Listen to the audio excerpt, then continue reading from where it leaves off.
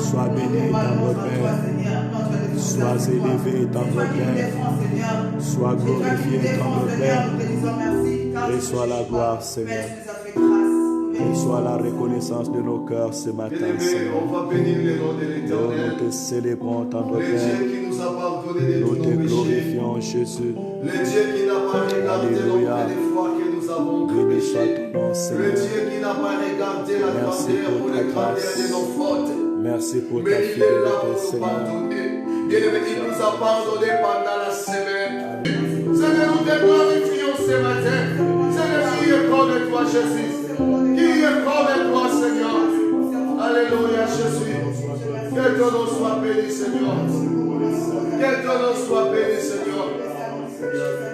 Alléluia, Jésus. C'est une grâce que nous avons reçue de ta part, Seigneur. C'est une grâce que nous avons reçue de ta part, Seigneur. Merci, Jésus, qui est comme toi, Seigneur.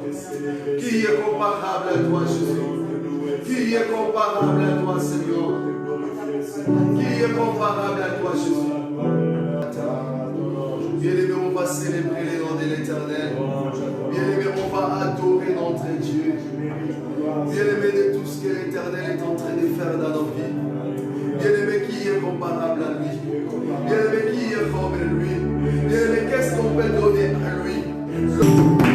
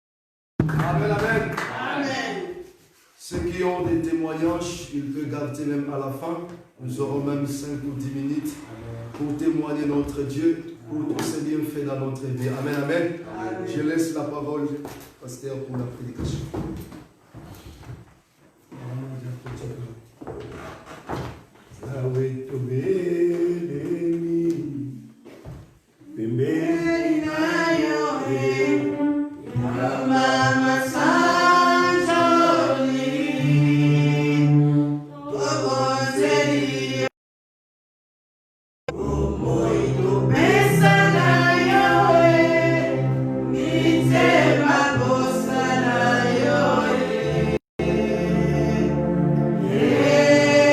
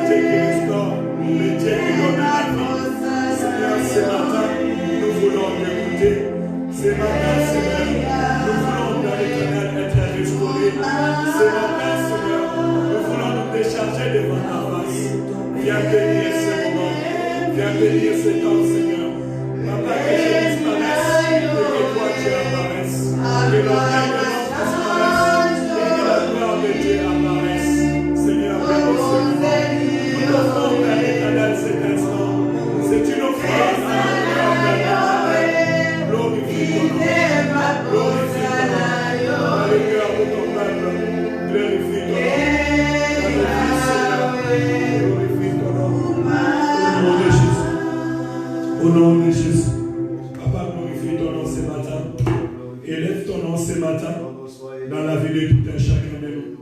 Que le nom de Jésus soit élevé. Que le nom de Jésus soit glorifié. Seul le nom de Jésus soit élevé.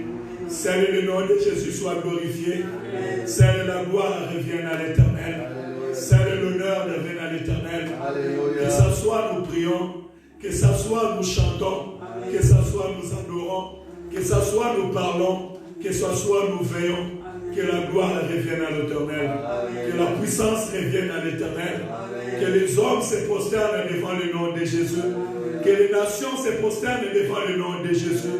Que les tribus de toutes langues, Père éternel, se prosternent devant le nom de Jésus. Que les anges continuent à adorer le Créateur du ciel et de la terre. Ce matin, nous sommes venus adorer Jésus-Christ. Devant les hommes et devant les anges. Nous sommes venus joindre nos adorations devant le Seigneur de nos âmes. Devant le Seigneur de tous les esprits, que ce soit des vivants ou des morts. Père éternel, c'est toi qui mérites la gloire et l'honneur. Louange à ton nom, Seigneur. Je viens mettre mes paroles dans la bouche de quelqu'un ce matin. Que le nom de Jésus soit glorifié. Que le nom de Jésus soit exalté. Le nom de celui qui est mort pour nous sur la croix, pour obtenir le pardon de nos péchés. Le nom de celui qui nous a réconciliés avec le Père. Le nom de celui qui a restauré nos vies. Le nom de celui qui nous a donné la vie éternelle. Le nom de celui qui nous permet de vivre jour après jour la fidélité de Dieu. Que le nom de Jésus soit glorifié. Que les nations écoutent la voix de Jésus et donnent leur cœur au Christ. Béni soit ton nom, Seigneur.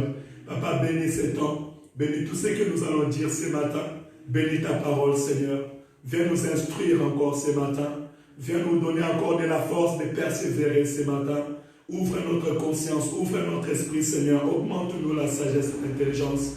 Seigneur, je ne sais pas parler. Il y a beaucoup de personnes qui sont plus brillantes que moi, Père éternel. Mais je viens t'accorder mon corps, Saint d'Israël. Utilise ma bouche comme un instrument, Père Saint, afin de partager, Seigneur, ta pensée à ton peuple. Au nom de Jésus-Christ. Saint-Esprit, la Bible déclare, lorsque tu viendras, tu ne parleras pas de toi-même, mais tu nous diras tout ce que tu auras entendu parler du Seigneur. Père éternel, tout ce que le Saint-Esprit a entendu parler de toi, Seigneur, qu'il vient nous annoncer maintenant. Tout ce que le Saint-Esprit a reçu de toi, qu'il vient nous annoncer maintenant à travers la bouche de ton serviteur. Au nom de Seigneur Jésus-Christ, nous avons ainsi prié. Amen, amen. Est-ce qu'on peut acclamer pour la gloire de Dieu?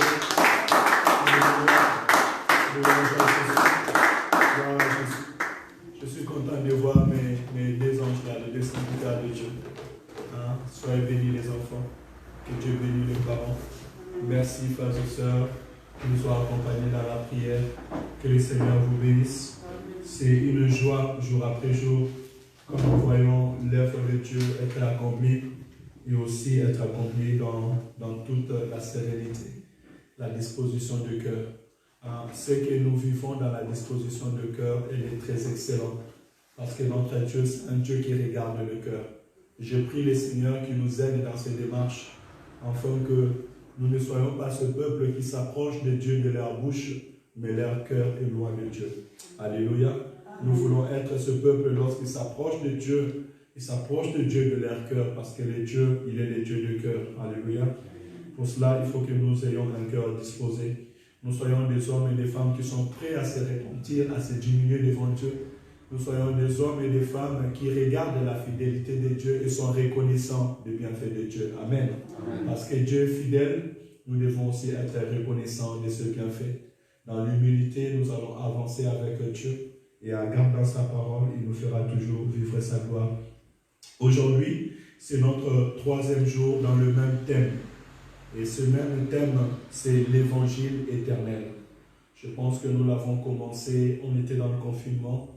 Le dimanche dernier, nous avons reçu la deuxième partie. Et aujourd'hui, nous allons prendre la troisième partie de ce parole. Et je pense que nous devons insister ainsi lorsque nous avons un thème. Et vous remarquerez que quand il y a un thème, l'Église peut passer une semaine dans ce thème. Pourquoi une semaine? Parce que la Bible nous dit que nous devons enseigner la parole de Dieu et que cette parole soit récit, mémorisée d'une manière durable.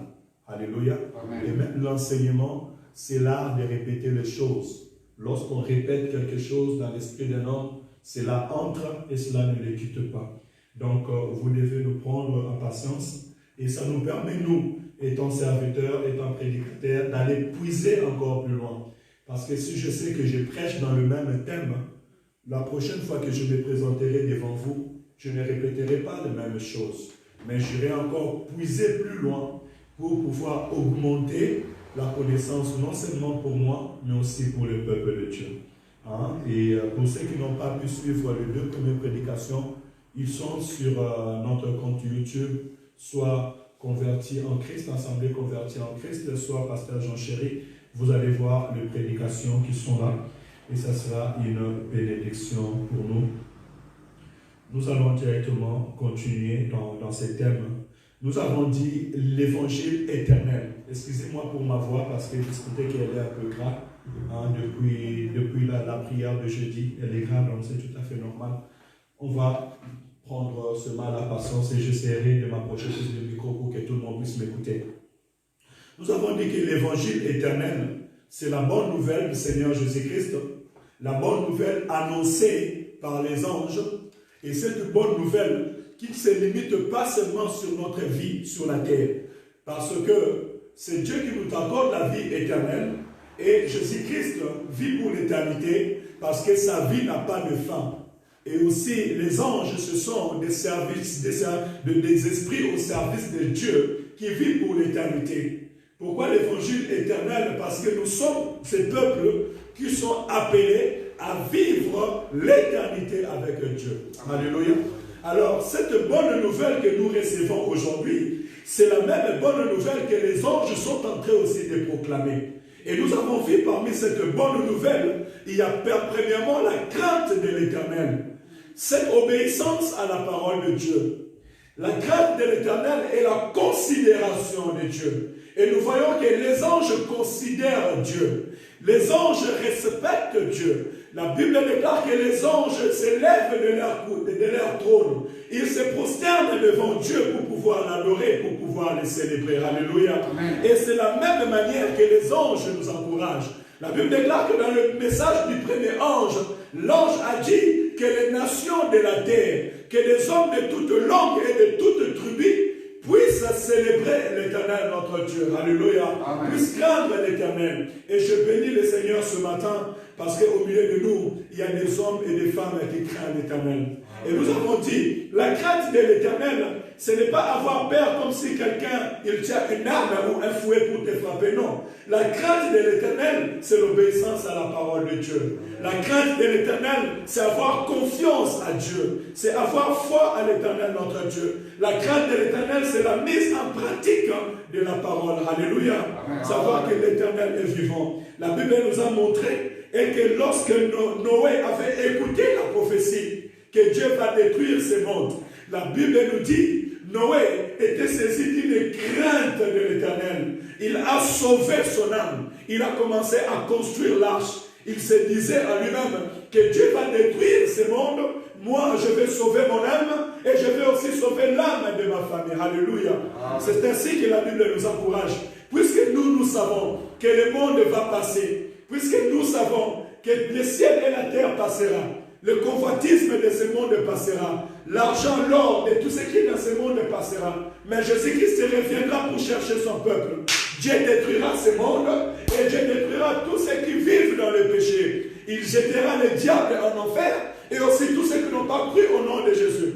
Alors de la même manière que Noé avait aussi la crainte de l'Éternel, la Bible nous recommande de craindre l'Éternel, de préparer nos âmes pour aller à la rencontre de l'agneau. Alléluia. Est-ce qu'il y a quelqu'un qui me comprend? Amen. La crainte de l'Éternel, c'est savoir que ce monde passera et moi je vais préparer mon âme à aller à la rencontre de l'agneau. La crainte de l'Éternel, c'est dire, moi je ne vais pas aller en enfer. Je ne vais pas aller en enfer, mais je vais aller à la rencontre de l'Éternel, mon Dieu. Alléluia. Voilà pourquoi ces personnes-là seront comme de Noé. Ils vont obéir à la parole de Dieu. Ils vont exécuter exactement ce que Dieu les a permis. Si tu fais craindre l'Éternel, ce matin, je te donne seulement l'exemple de Noé. Regarde ce que Noé a fait. Noé a obéi à la parole de Dieu. Noé a commencé à construire l'arche. La Bible déclare et que Noé a pris le temps et les théologiens, dans leurs études, même physiquement, une personne qui va construire l'arche, qui va prendre tous les animaux de toutes les espèces. Imaginez-vous combien sera grande cette arche. Mais Noé n'avait pas de soutien. Il avait sa main et il avait sa famille. Il a commencé à construire. Cela lui a pris des années. Cela lui a pris du temps. Mais pour autant, Noé ne s'est pas fatigué. Alléluia. Pour autant, Noé n'avait pas laissé les bras. Même si les gens se moquaient de lui. Les théologiens ont dit que Noé a construit l'arche pendant plus de 90 ans. Et vous imaginez, tu es en train de travailler. Tu dépasses même l'âge de la retraite aujourd'hui. Tu gardes un seul message. Il ne s'est pas fatigué. Il a persévéré jusqu'à la fin. Alléluia. Amen. Et Noé a reçu le salut. C'est ça la crainte de l'Éternel. Je vais passer directement plus loin. Et dans le dimanche dernier, dans la parole que nous avons reçue, c'était la parole du deuxième ange. Et dans la parole du deuxième ange, la Bible nous a dit ceci. Il est tombé, la grande Babylone. Alléluia. Amen. Les anges reconnaissent dans le ciel que la Babylone, qui est l'image des autorités, qui est l'image de l'empire babylonien, qui est l'image du roi, des présidents, je pourrais dire aujourd'hui des États-Unis, de l'Union européenne, de l'Union africaine. Ça peut être l'image de Macron, ça peut être l'image de Poutine. De tous les gens qui sont élevés, la Bible dit qu'il est tombé. Alléluia. Amen. Les anges de Dieu reconnaissent que l'Éternel renversera toutes les autorités. L'Éternel renversera toutes les puissances. Que ce soit des puissances que nous voyons physiquement ou des puissances que nous ne voyons pas. Que ce soit des puissances spirituelles, ils seront renversés. Le diable sera renversé. Les démons seront renversés. La bête même, l'esprit comment je pourrais dire, que le diable investira pour influencer ce monde, seront renversés. Alléluia. Amen. Cette parole, c'était pour nous encourager à pouvoir connaître que peu importe les circonstances, peu importe le combat que l'Église peut vivre, peu importe les circonstances et l'influence que tu peux voir dans ce monde, il faut savoir une chose, Jésus-Christ est vainqueur. Amen. Alléluia. Amen. Tu dois savoir une chose, nous sommes plus que vainqueurs en Jésus-Christ. Peu importe durant la vie de l'homme sur la terre de vivant, il y a une seule autorité qui restera, Jésus-Christ de Nazareth. Amen. Il y a une seule personne qui sera élevée pour l'éternité, Jésus-Christ de Nazareth. Alléluia. Amen. Donc que nous combattons dans le physique, que nous combattons dans l'esprit, nous savons une chose, Jésus-Christ est Seigneur. Alléluia. Amen. Il n'y a aucune puissance, il n'y a aucune autorité qui peut s'égaler à la puissance de notre Dieu. Amen. Voilà pourquoi, étant un enfant de Dieu, tu ne dois pas avoir peur des sorciers. Tu ne dois pas avoir peur des magiciens.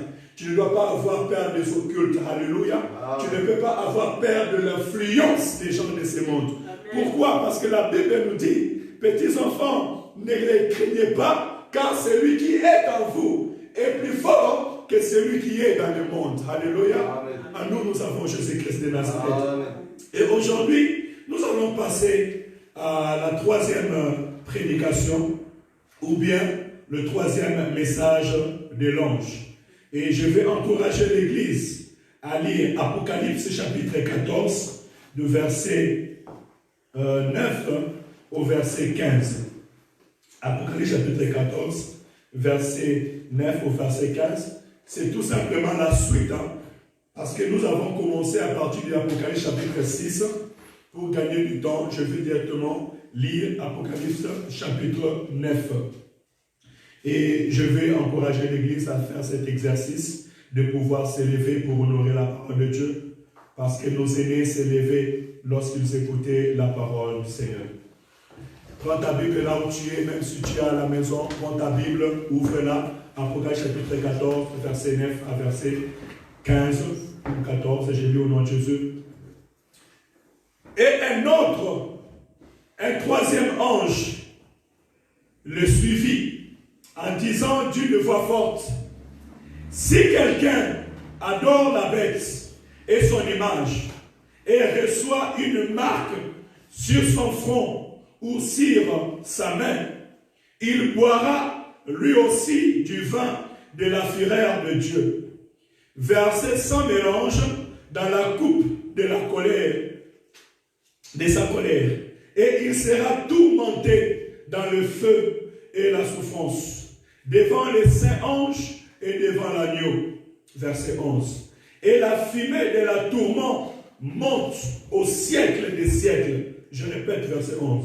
Et la fumée de la tourmente monte au siècle des siècles. Et ils n'ont de repos ni jour ni nuit.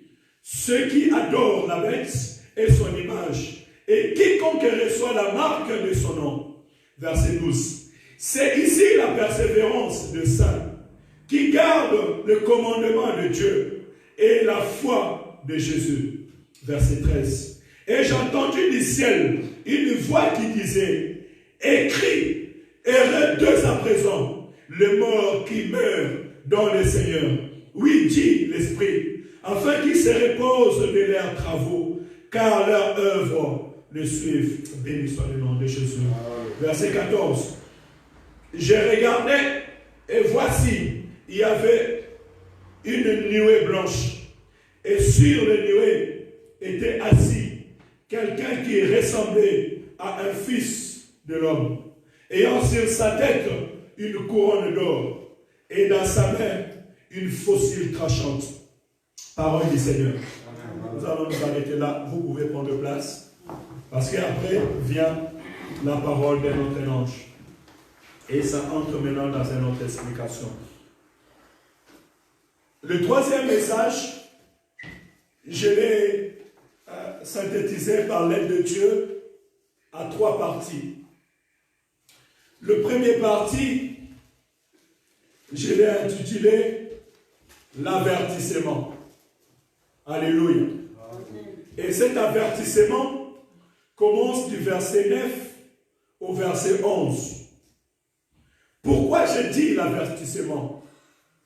Parce qu'après que le Seigneur nous a enseigné par les anges, et que nous, peuple de Dieu, nous sommes appelés à craindre Dieu, à l'adorer, et à reconnaître que c'est lui qui a créé le ciel et la terre, contrairement à ce que les physiciens nous enseignent dans ce monde.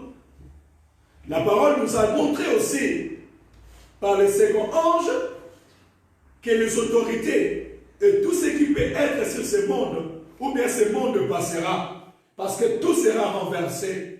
Seul Jésus-Christ régnera pour l'éternité. Aujourd'hui, le Seigneur vient avertir les nations. Le Seigneur vient avertir son peuple. Le Seigneur vient nous avertir ce matin. Pourquoi je dis le Seigneur vient nous avertir? Parce qu'il nous montre les dangers arrivés dans la vie de personnes qui n'adorent pas Dieu. La Bible est claire à partir du verset 9.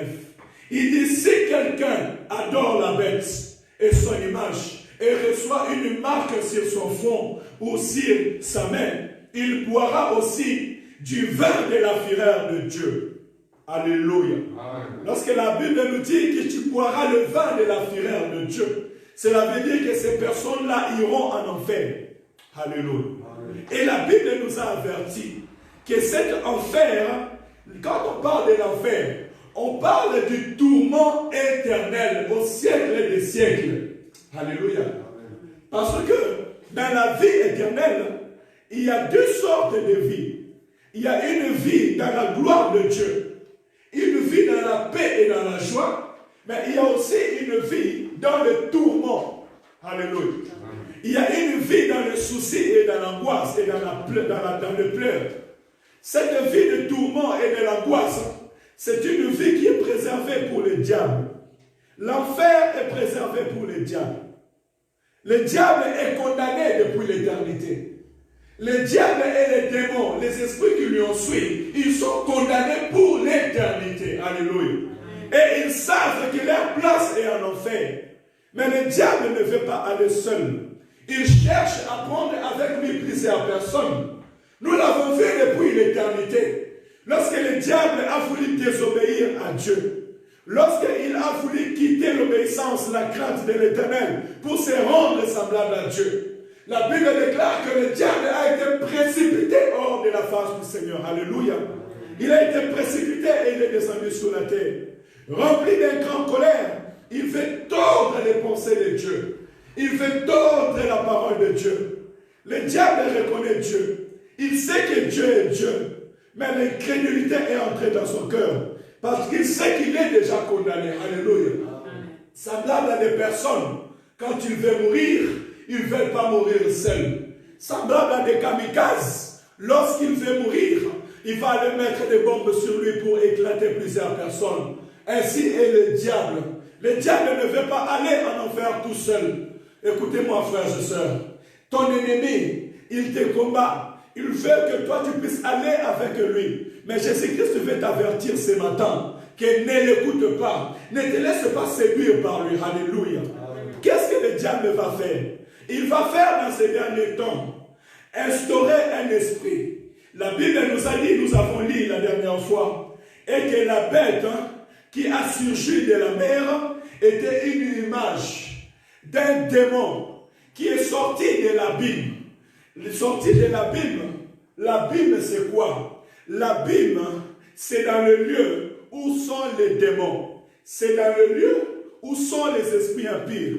Alors, dans les derniers temps, le diable va convoquer de l'abîme un démon qu'il va venir investir de son autorité et de sa puissance. Mais ce démon, nous ne le verrons pas comme ça.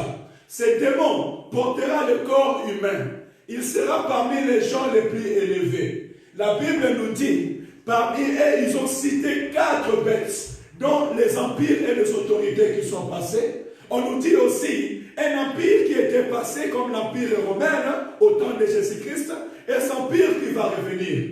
Aujourd'hui, nous constatons qu'il y a des rois qui s'élèvent. Ces rois-là sont des présidents de ces jours. Je suis en train de synthétiser la prédication pour ne pas répéter la même chose. Ces rois-là sont les présidents de ce monde aujourd'hui. Parce que dans l'ancien temps, on parlait de présidents rois. Mais aujourd'hui, on ne parle plus de rois. On parle de présidents, des gens plus élevés. Alors le diable va utiliser ces personnes. Et dans ma réflexion, l'Esprit m'a poussé à conclure ceci. Pourquoi le diable va utiliser les chefs religieux? Pourquoi le diable va utiliser les présidents et les gens les plus élevés? Parce qu'ils veulent dominer sur la terre. Le diable veut dominer sur les nations. Écoutez-moi, frères et sœurs. Le projet de l'ennemi, c'est dominer sur les nations. C'est dominer sur le peuple. Afin de pousser plusieurs personnes à adorer la bête, à s'incliner devant la bête. Voilà pourquoi ils sont même capables d'aller dans le Sénat. Vous verrez que les gens qui sont d'entre eux, les politiciens, ou pour atteindre des postes clés dans le pays, vous verrez que ces personnes-là, ils sont dans les francs-maçons. Vous verrez que ces personnes-là, ils sont dans les occultes. Ils vont faire la magie, ils vont faire des sacrifices pour avoir le monopole de ce monde. Cela n'est pas le fruit d'un hasard. Et ce que je parle aujourd'hui, ce n'est plus quelque chose qui est caché. Plusieurs personnes sont entrées dans les loges. Aujourd'hui, personne n'ignore les Illuminati. Aujourd'hui, personne n'ignore qu'il y a les signes de la bête. Aujourd'hui, personne n'ignore pour que nos musiciens deviennent des stars. Ils entrent dans leur loge. Et puis, on leur oblige de faire des pratiques abominables. D'autres sont obligés de pratiquer l'homosexualité. D'autres sont obligés d'aller dormir avec les morts. D'autres sont obligés encore d'aller marcher nus pendant la nuit. Tout cela, ce sont des pratiques abominables. D'autres encore, on les oblige de pratiquer l'inceste. Tout cela, ce sont des choses abominables. Mais sous quelle influence? Ces personnes sont en train de travailler sous l'influence des esprits impurs. Alléluia. Ces personnes sont en train de travailler sous l'influence des démons. On appelle la bête. On ne voit pas la bête, mais la bête est en train de se manifester. La bête est en train de se manifester de la manière dont nous voyons ce monde. Il veut tordre le peuple, amener le peuple à la désobéissance de la parole de Dieu. Voilà pourquoi l'Éternel vient nous parler ce soir. Écoutez, peuple de Dieu. Écoutez, nation d'Israël. Écoutez, rachetés de l'Éternel. Craignez l'Éternel. N'adorez pas la bête. Ne vous prosternez pas devant elle. Ne prenez pas sa signe. Il est très important. J'aimerais attirer aussi ce matin la sagesse et l'intelligence des enfants de Dieu. Le diable n'est pas si bête que ça pour aller se montrer complètement. Mais il utilise la ruse. Le diable est rusé. le diable est malin. Qu'est-ce que je veux dire par là? Ils vont utiliser la sagesse et l'intelligence des hommes pour pouvoir entraîner les hommes et les femmes à la désobéissance de la parole de Dieu. Voilà pourquoi tout enfant de Dieu, tu dois marcher avec la sagesse et l'intelligence de Dieu. Tu dois lire la parole de Dieu pour connaître les signes. Jésus-Christ nous a dit, vous les reconnaîtrez par leurs signes. Alléluia. Quels sont leurs signes? Qu'est-ce qu'on est en train de nous obliger à faire? J'ai regardé dans les infos, ça fait plus de 20 ans maintenant, et qu'en Suède, il y a un jeune homme qui faisait des tatouages. Et à un moment, il lui est venu à l'esprit de fabriquer une cime. Et cette petite cime, ça a la dimension d'une graine de riz. Et je pense que je l'avais mis sur mon compte Facebook pour ceux qui l'avaient vu. Et qu'il met dans cette cime toutes les données nécessaires afin que tu ne puisses pas porter ta carte bancaire ni ton identité. Et il les place sur leur main droite en forme d'injection. Tu vas arriver dans le train, tu avais déjà acheté ton billet, tu n'as pas besoin de montrer ton billet, tu mets ta main comme ça et c'est bon, tu passes. On voit ton identité. Tu veux entrer dans ta maison, tu mets tout simplement comme ça, les portes s'ouvrent. Tout ça, ce sont des signes. Pourquoi seulement sur la main droite? L'Éternel lui-même sait. Alors faisons attention.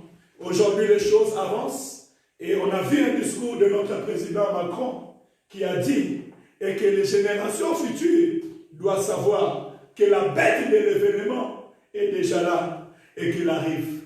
Qui est cette bête de l'événement qui est déjà là et qui arrive? Alléluia. Lui dit que la bête de l'événement est là. Mais nous ne voyons pas la bête. Ça veut dire qu'ils savent de quoi ils sont en train de parler. Alléluia. Et je voudrais alerter l'Église. Il faut savoir ces choses. Que plus les jours avancent, plus que notre foi est combattue. Peu importe ce que nous sommes en train de voir. C'est ta vie chrétienne qui est combattue. C'est ta persévérance qui est combattue. C'est la vérité qui est combattue. Alléluia. Amen. Il faut même toucher les chefs religieux. Quand je parle, la Bible déclare, et qu'au milieu de bêtes, il y a une bête qui va sortir, qui sera dans le même temps et qui va travailler avec les politiques. Et cette bête-là, il aura une corne d'agneau. Lorsqu'on me parle d'un corne d'agneau, mais d'une bête, cela veut dire qu'il aura l'autorité. Il se rassemblera comme un agneau. Parce que les agneaux, on les voit dans l'église. Les agneaux, on voit comme les fils de Dieu, qu'on appelle aussi l'agneau de Dieu. Cela veut dire qu'il aura l'apparence d'un chrétien. Il aura l'apparence d'un homme qui sert Dieu. Or, ça sera un chef religieux. Mais ce chef religieux-là, il sera investi de la puissance des ténèbres. Il sera investi de la force des ténèbres pour exécuter les plans de la première bête ou bien les plans du diable. Alléluia. Amen. Voilà pourquoi nous devons faire attention aux chefs religieux. Quand je parle de chefs religieux, je ne parle pas de pasteur, je parle de pape, je parle des grands imams, parce que le pape est pour les catholiques ou d'autres, ou des politiques, un chef religieux. D'autres les placent même à la place de Dieu. Aussi, nous le ferons pareil. Quand nous partons aussi, même souvent les souverains sacrificataires, dans la religion juive, il y a aussi des chefs religieux. Dans la religion musulmane, il y a aussi les chefs religieux. Alléluia. Faisons attention. Parce que bientôt même, nous entendons parler des nouveaux ordres mondiaux. Ou d'autres personnes, j'avais suivi l'intervention des papes qui étaient en train de dire qu'ils veulent donner un enseignement nouveau. Quel enseignement nouveau? Veut-il tenter de changer la loi? Or, lorsque nous entendons d'un enseignement nouveau, nous entrons directement dans les livres de Daniel. Là où Daniel chapitre 9, je pense bien, si j'ai bonne mémoire, Daniel chapitre 9, verset 27, reste à vérifier, mais je pense que je suis dans les bons. La Bible déclare que ils changeront la loi. Alléluia. Il va tenter à changer la loi.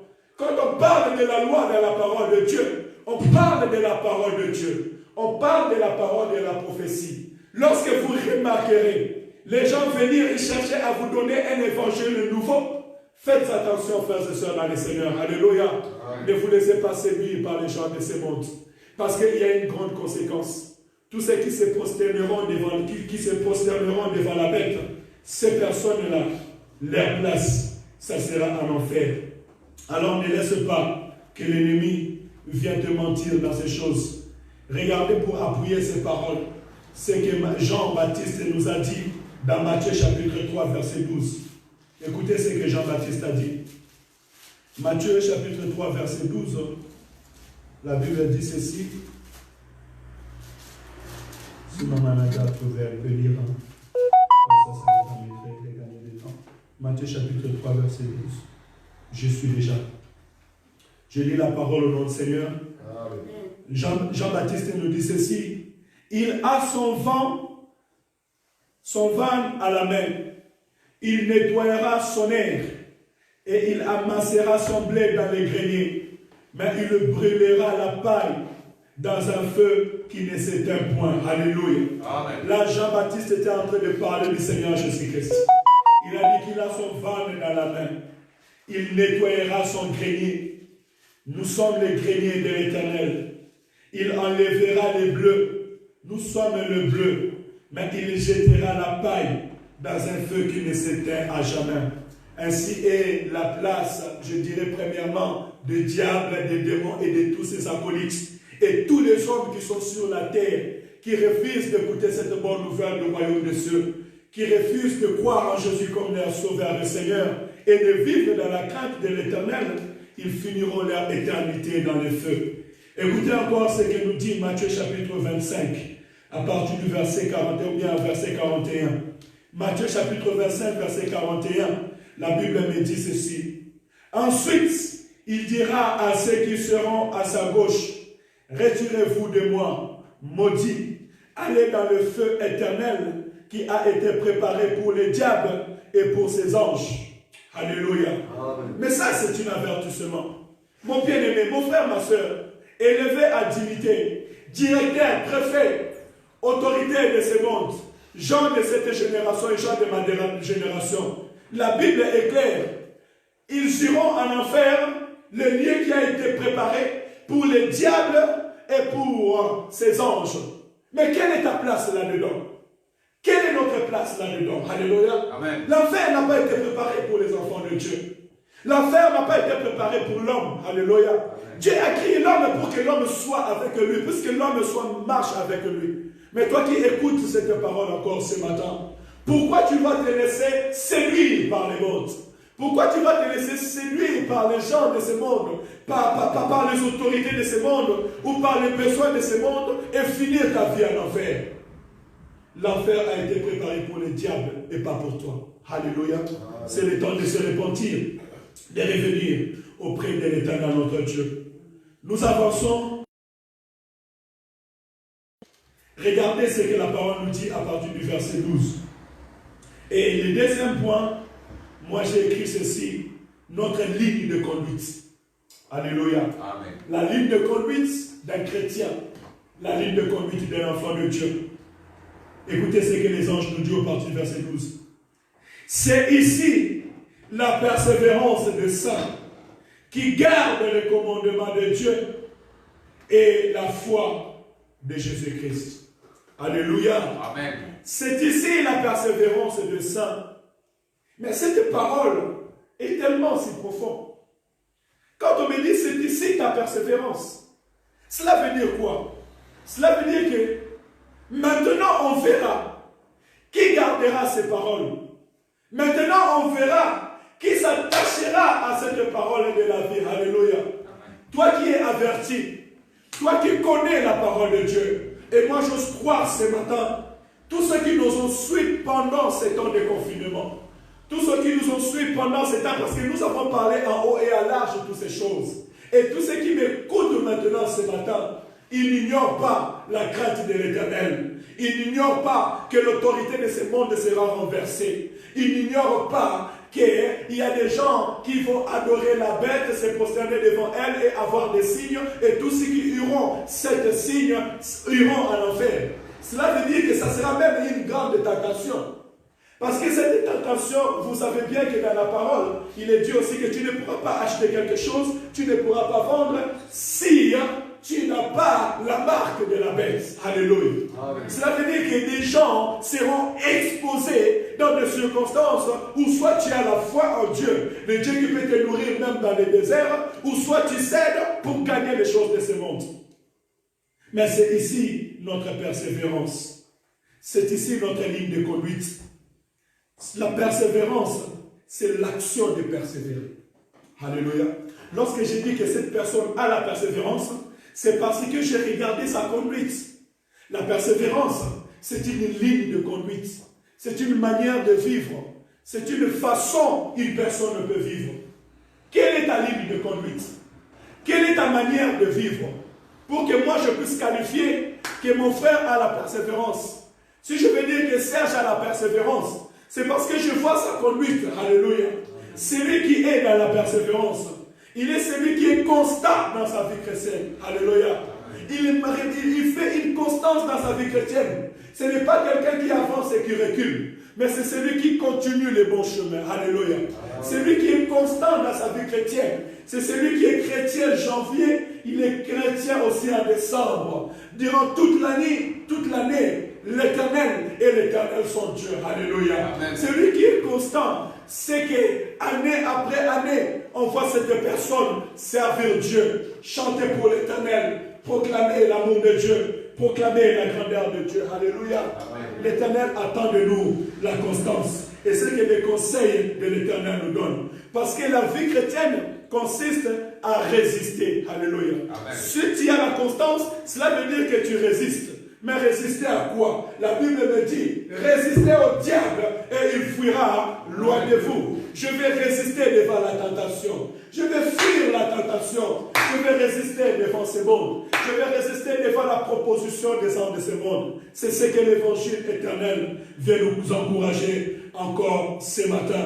Non seulement la persévérance, mais la Bible nous dit aussi, c'est aussi ceux qui gardent les commandements de Dieu. Je ne l'avais pas noté, mais en les lisant, j'ai encore l'œil dessus. La Bible me dit, c'est ici la persévérance des saints qui gardent les commandements de Dieu. Alléluia. Amen. Dans notre vie chrétienne, voyons tous les dangers. Pour que nous puissions hériter le royaume de Dieu, nous sommes appelés à garder les commandements de Dieu. Mais c'est très important ce que les anges sont en train de dire. Pourquoi? Parce que celui qui garde le commandement de Dieu, c'est celui qui aime Dieu. Alléluia. L'amour de Dieu, ce n'est pas être habillé en cravate, ce n'est pas être belle comme Maman Vicky. Non, ce n'est pas ça l'amour de Dieu. L'amour de Dieu, ce n'est pas te donner les beautés. Non, ce n'est pas ça l'amour de Dieu. L'amour de Dieu, c'est garder ses commandements. Jésus-Christ a dit, celui qui garde avec parole et qui les garde, c'est celui qui m'aime. Et celui qui m'aime sera aimé de Dieu. Je l'aimerai et je le ferai connaître en lui. Alléluia. Amen. Tu veux voir la gloire de Dieu. Tu veux vivre la puissance de Dieu. Commence à garder la parole de Dieu. Or, tu ne peux pas garder ce que tu n'as pas. Alléluia. Est-ce que je peux te dire de garder ce que tu n'as pas? Tu ne peux pas garder mon masque si moi je ne t'ai pas donné mon masque. Alléluia. Je vais d'abord te donner mon masque et après toi tu vas les garder. Alléluia. C'est ainsi aussi notre vie chrétienne. Tu ne peux pas garder la parole de Dieu si tu n'as pas. Voilà pourquoi Jésus-Christ a dit, c'est lui qui a les paroles et qui les garde. Cela veut dire quoi? Cela veut dire que nous, étant enfants de Dieu, pour persévérer dans la vie chrétienne, ta vie doit être une vie d'une personne qui vit selon Josué chapitre 1 verset 8. Alléluia. Josué chapitre 1 verset 8 me dit ceci, que ce livre de la loi ne s'éloigne point de ta bouche. Médite-le jour et nuit, afin d'agir selon tout ce qu'il est écrit. Car c'est alors que tu réussiras dans toutes tes entreprises. C'est alors que tu réussiras. Un enfant de Dieu est celui qui lit la parole jour après jour. Lisez la Bible. Achetez la Bible. Téléchargez la Bible dans vos téléphones, dans vos tablettes. Et faites cet exercice. Donnez-vous la discipline de lire la Bible jour après jour. Alléluia. Amen. Dieu merci, l'Église le fait. Depuis notre anniversaire, tous les soirs, nous lisons la parole de Dieu en direct. Tu n'as pas eu le temps de lire la parole dans la journée. Connecte-toi avec nous sur notre compte Facebook ou le compte de l'Église. Méditons la Bible ensemble. C'est le chemin de la réussite. Pourquoi? Parce que quand je suis en train de lire la parole de Dieu, je suis en train de connaître mon Dieu. Parce que Dieu, il est la parole. Dieu se cache dans sa parole. Dieu se révèle dans la parole. Les commandements de Dieu sont dans la parole. Les interdits de Dieu sont dans la parole. Alléluia. Amen. Les directives de Dieu sont dans la parole. Si tu ne ne lis pas la parole de Dieu, tu ne pourras pas avoir la connaissance. Alléluia. Amen. Même si tu es rempli du Saint-Esprit de Dieu. Jésus-Christ dit, lorsque le Saint-Esprit viendra, il vous parle, il vous rappellera tout ce que je vous ai dit. Alléluia. Amen. Cela veut dire qu'il va te rappeler ce que je t'ai dit. Donc au préalable, j'ai déjà écouté la voix de Dieu. J'ai déjà écouté la parole de Dieu. Mais quand je marche avec Dieu, devant un problème, devant un souci, le Saint-Esprit vient me rappeler ce que l'Éternel m'a dit. Ainsi, je ne vais pas tomber dans le piège de l'ennemi. Alléluia. Amen. Gardez les commandements de Dieu. Mettez en pratique la parole de Dieu. C'est le conseil qu'on nous donne encore ce soir. Et pour aller dans le troisième tiré, il a dit une parole très importante. Il dit au verset 12, et la foi de Jésus-Christ. Alléluia. Les anges nous encouragent d'avoir la foi en Jésus-Christ. Quelle est la foi en Jésus-Christ? D'avoir une ferme assurance dans le Seigneur. Alléluia. Puisque la foi est une ferme assurance aux choses que j'espère. Qu'est-ce que j'espère? J'espère que Jésus-Christ va venir. Et Jésus-Christ, lorsqu'il viendra au premier retour dans les airs, il fera sonner de la trompette par ses anges. Et lorsqu'il fera sonner de la trompette, les morts en Christ ressusciteront. Et nous qui sommes vivants, nous porterons les corps des anges et nous monterons avec le Seigneur. Alléluia. La ferme assurance dans le Seigneur, c'est croire que Jésus-Christ est Seigneur. Jésus-Christ est Dieu. Et il n'y a point d'autre Dieu devant nous. Alléluia. Il n'y a point d'autre Dieu devant sa face. Jésus-Christ est l'unique sauveur. Il est le seul médiateur entre Dieu et les hommes. Jésus-Christ est le seul qui est venu sur la terre des hommes, mourir sur la croix pour le pardon de l'humanité. Alléluia. C'est ça, avoir la foi en Jésus, la foi de Jésus. C'est que je vive ou que je meure, je garde ma foi dans le Seigneur. Je garde mon espoir et mon espérance dans le Seigneur. Alléluia. Écoutez, pour enrichir ces paroles, j'aimerais qu'on puisse lire à côté Romains chapitre 8. Parce que je pense que l'apôtre Paul nous les décrit très bien ces paroles. Romains chapitre 8,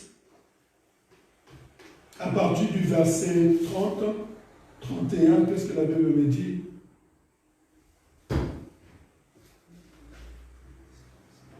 Commençons même à partir du verset 31 et nous allons finir à partir du verset 35. Même si dans mes études, avant de préparer le culte, on m'avait dit de lire un peu loin. Écoutez, Romains chapitre 8, verset 31 dit, « Que dirons-nous donc à l'égard de ces choses? Si Dieu est pour nous, qui sera contre nous? Lui qui n'a point épargné son propre Fils, mais qui l'a livré pour nous tous, comment ne nous donnera-t-il pas aussi toutes choses avec lui? » Alléluia.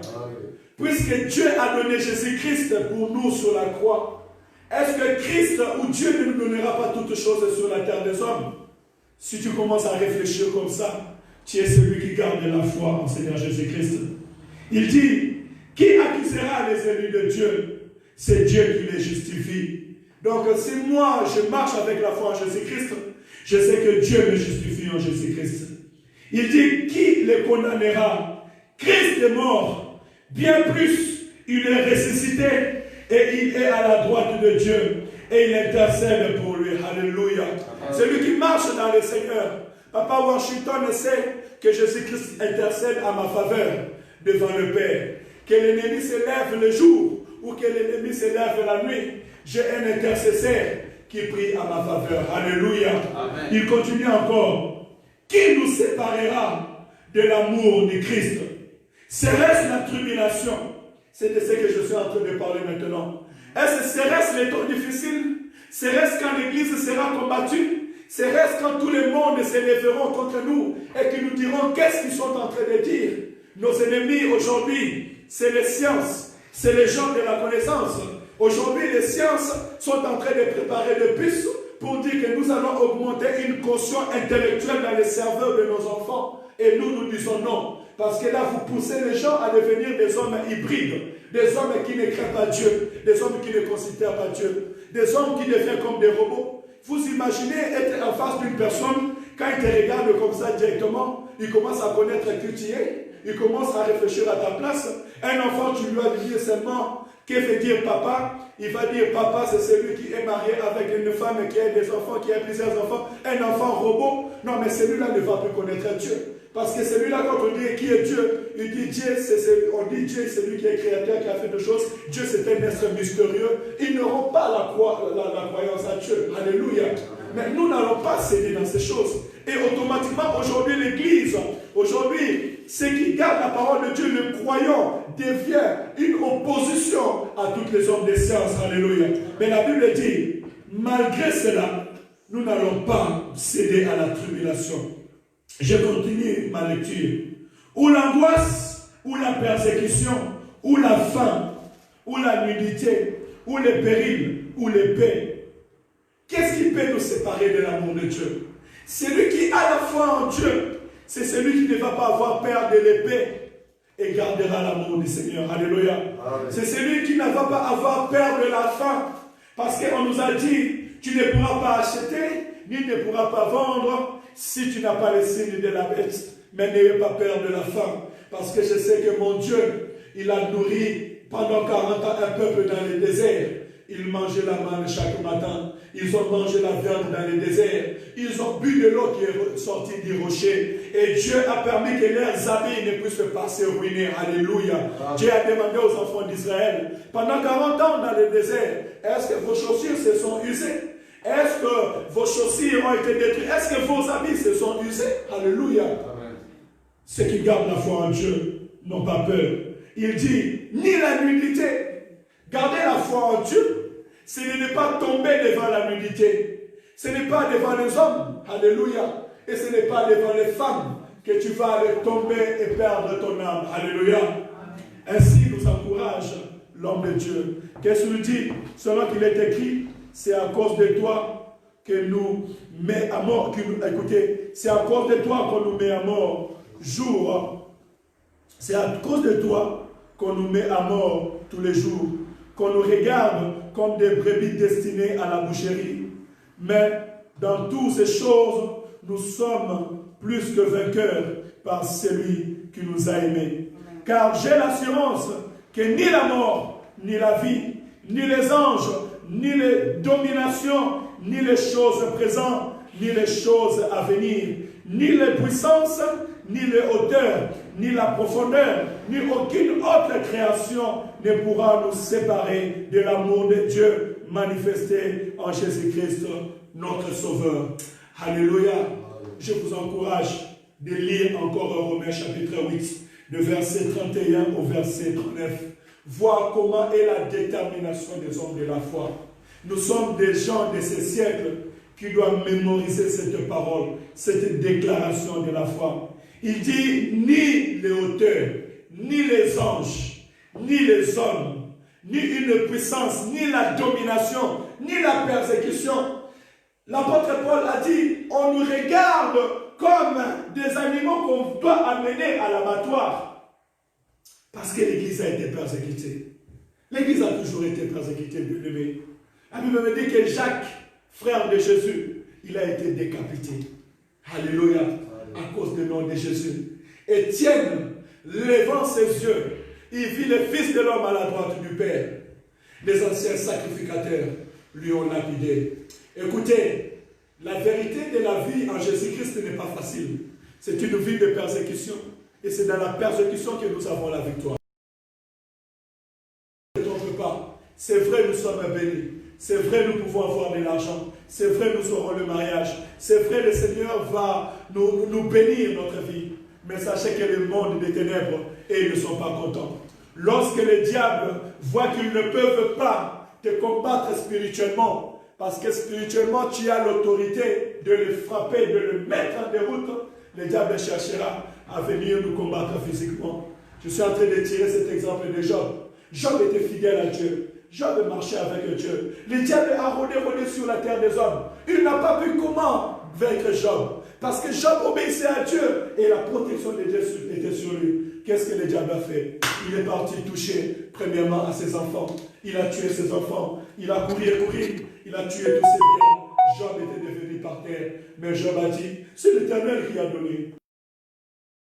Que le nom de l'Éternel soit glorifié. Le diable est retourné et Dieu a dit, tu as vu mon serviteur Job, il me sert toujours, il est toujours confiant dans ma parole.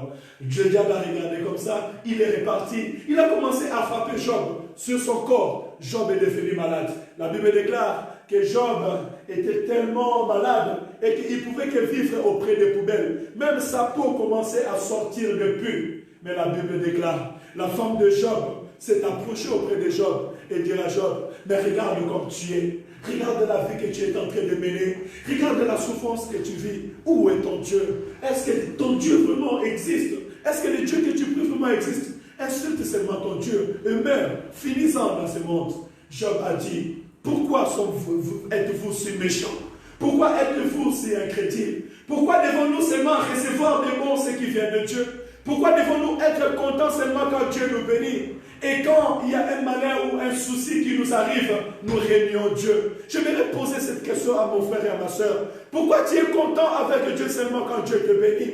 Pourquoi tu es content quand tout va bien? Mais lorsque tu passes un temps difficile, lorsque tu es en train de vivre l'épreuve, tu commences à régner Dieu. Tu commences à abandonner la vie de prière. Tu commences à abandonner la vie de l'église. Pourquoi cela, bien-aimé? Ne sais-tu pas que la vie d'un chrétien, c'est une vie de persécution? Jésus-Christ a dit, s'ils m'ont persécuté, s'ils m'ont haï, moi qui ai cet arbre, eh bien vous, ces arbres sèches, est-ce qu'ils ne vous brilleront pas? Est-ce qu'ils ne vous persécuteront pas? Tu veux suivre Jésus-Christ? Porte ta croix, alléluia. Amen. La croix c'est l'image de la persécution. La croix c'est l'image de la souffrance. La croix c'est l'image de la difficulté. Mais la Bible me rassure, malgré la persécution, malgré les temps difficiles, je vous assure que quand je suis en train de prêcher comme ça, j'ai même envie de pleurer parce que j'ai cette douleur dans mon cœur en ce moment. Alléluia.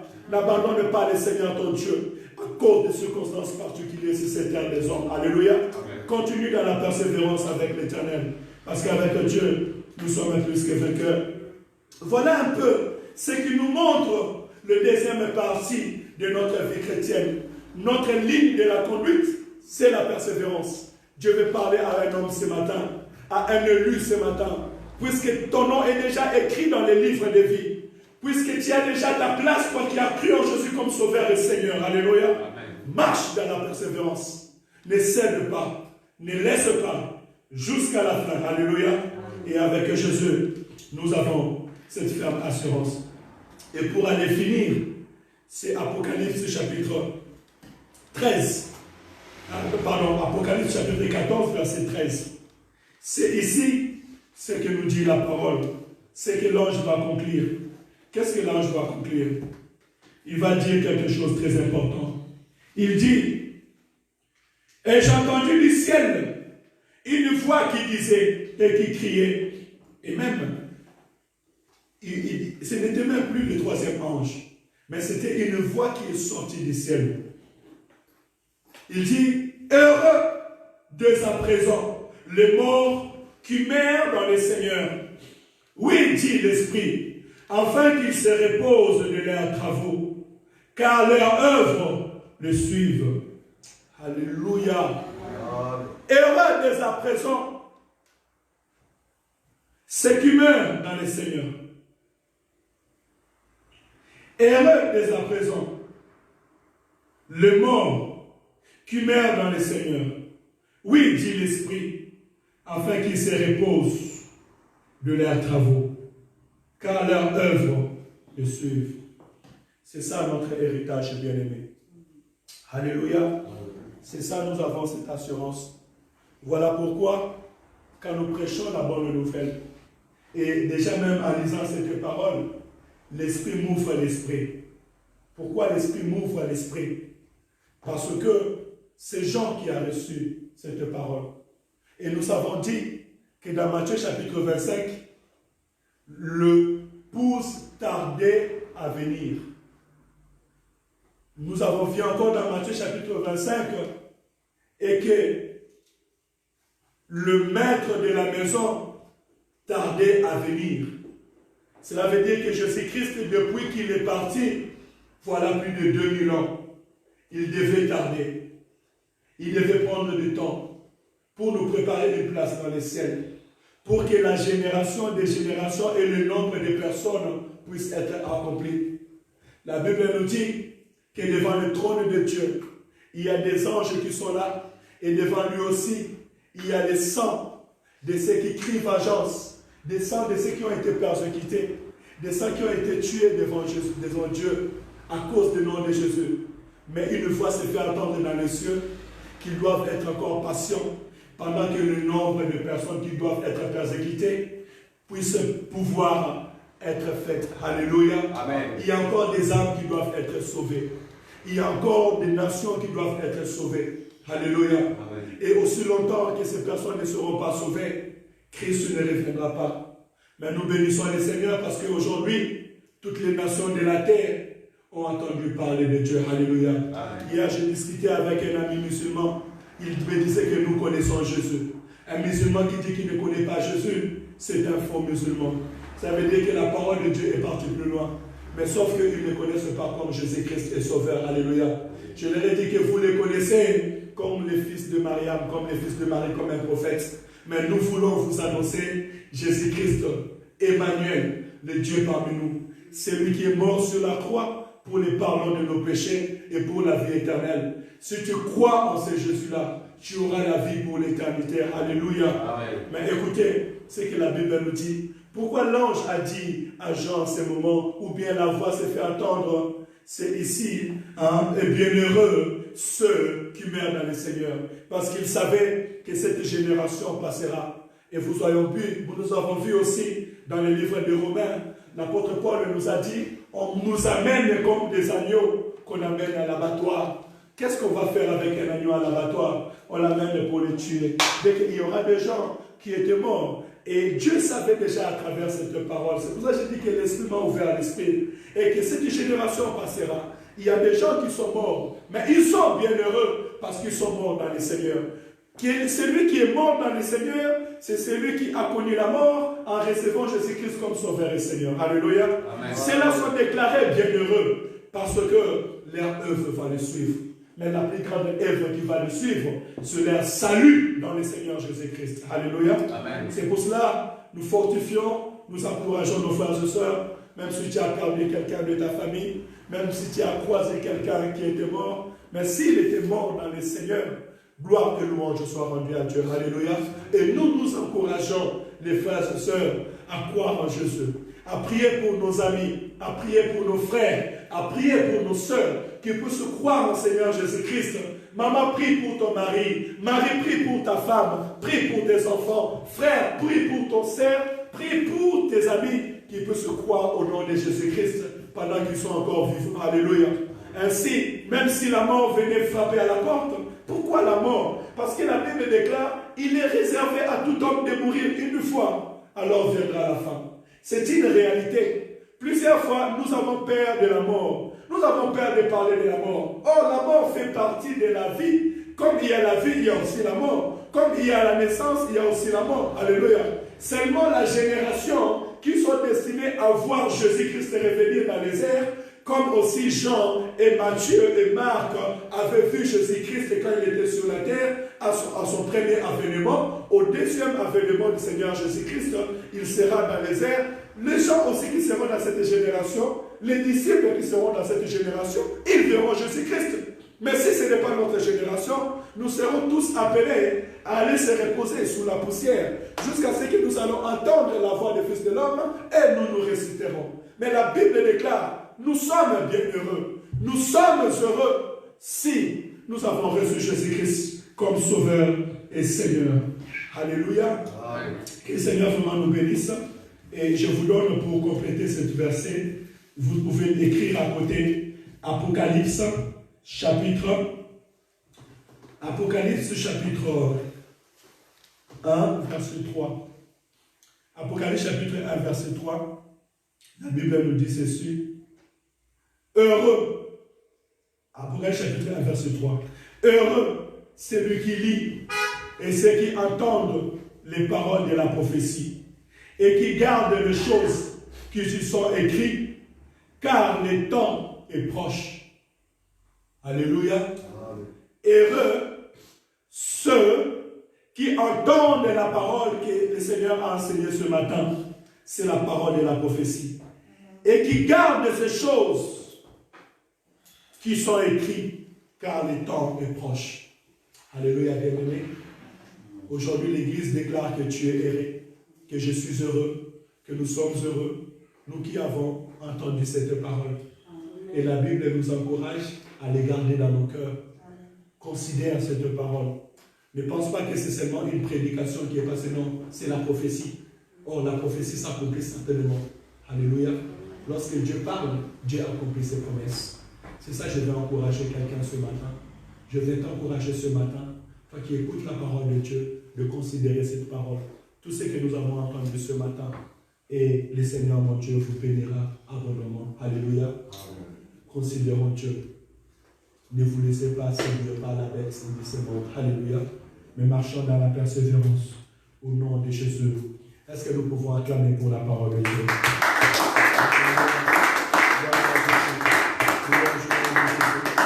Saint au nom de Jésus. Nous bénissons le nom de l'Éternel. Avant de donner la parole à l'homme de Dieu, j'aimerais dire ceci. Que le Seigneur vous bénisse abondamment. Les programmes de l'Église ont déjà répété, ont déjà repris. Nous sommes là tous les dimanches, de 10h à 12h30. La prédication commence pour finir comme les heures que je viens de finir, afin de nous permettre à 12h30 de quitter déjà. Et aussi, le jeudi, nous sommes là dans la prière, intercession et délivrance. Le Seigneur nous aime, le Seigneur veut nous visiter encore. Tu as un problème, tu as un souci, tu as une difficulté. Quelqu'un est malade au milieu de vous. Venez, nous allons voir le Dieu de la Bible. Le Seigneur est présent. Alléluia. Profitons dans les temps. La Bible dit que cherchez l'Éternel pendant qu'il se trouve et invoquez-le lorsqu'il est prêt. Amen. Donc, nous payons notre salle. Vous savez comment. Je suis heureux d'être dans la présence de Dieu. Amen. Hier, c'était l'anniversaire de mon manager. Alléluia. Amen. Amen, moi les gâteaux. On va chanter l'anniversaire de notre sœur. Amen. Moi, j'aime ceux qui servent et ceux qui aiment Dieu, et on va les encourager. Viens avec les gâteaux, viens. Allez, on va chanter. Joyeux anniversaire. Allez, levez-vous, venez. Maman a déjà dit. Joyeux anniversaire. Joyeux anniversaire. Joyeux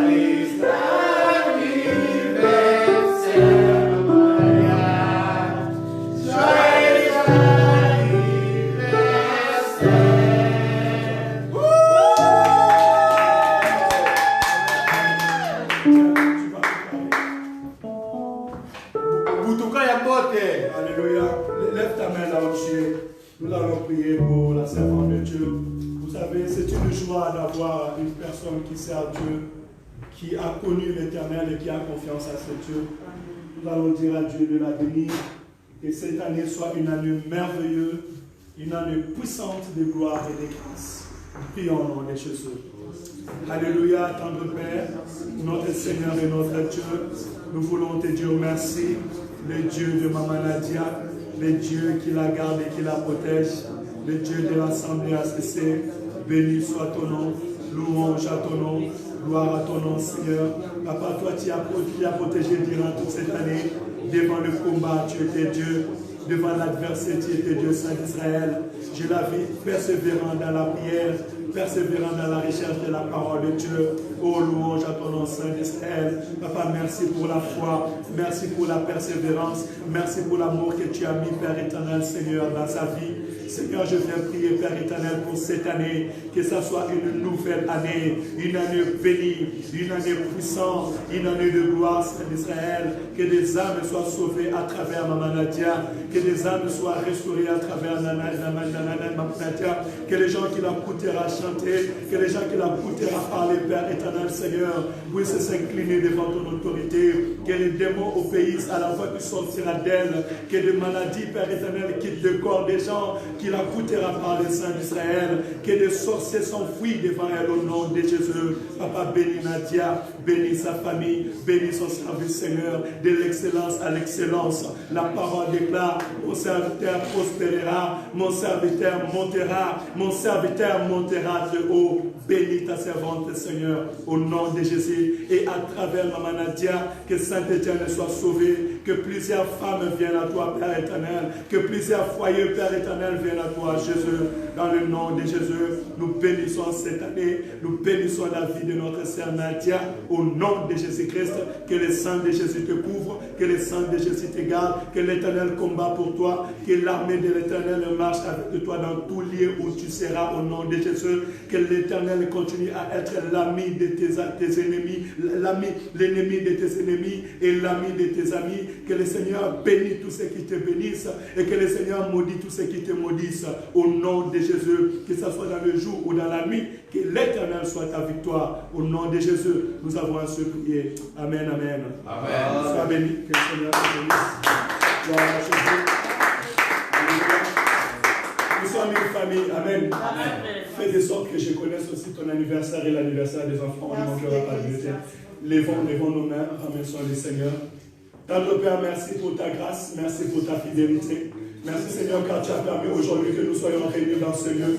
Merci car tu nous as bénis à travers ta parole. Tu nous as bénis à travers l'adoration, le louange et la célébration.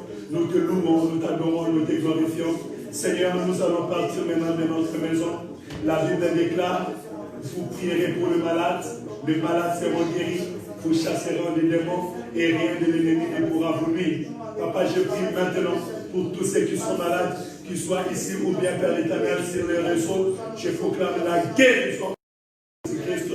Soyez guéris, soyez restaurés, que la puissance du Saint-Esprit de Dieu vous visite et vous vide vos maisons. Dans le nom de Jésus-Christ de Nazareth, que votre semaine soit bénie au nom de Jésus. Que vos enfants soient bénis au nom de Jésus. Que vos foyers soient bénis au nom de Jésus-Christ. Que la semaine qui va commencer soit une semaine de réussite, une semaine de joie, une semaine de paix. Que le Seigneur ouvre les écluses du ciel à votre faveur. Que ceux qui ont besoin de travail trouvent du travail. Que ceux qui ont besoin de la régularisation soient régularisés. Que l'Éternel vous accorde la stabilité au nom de Jésus-Christ. Je proclame la persévérance dans la vie de prière. Je proclame l'obéissance à la parole de Dieu. Je proclame la foi de Jésus-Christ puisse nous accompagner dans le nom de Jésus. Aujourd'hui et pour l'éternité, nous bénissons les services de jeudi, nous bénissons les cultes de dimanche, nous bénissons les serviteurs et les servantes qui sont là pour pouvoir amener cette œuvre en avant. Dans le nom de Jésus, nous avons ainsi prié. Amen, amen, amen. Amen. Que le Seigneur vous bénisse. N'allons pas trop vite. Hein, il y a des choses qui ont été préparées par l'Église.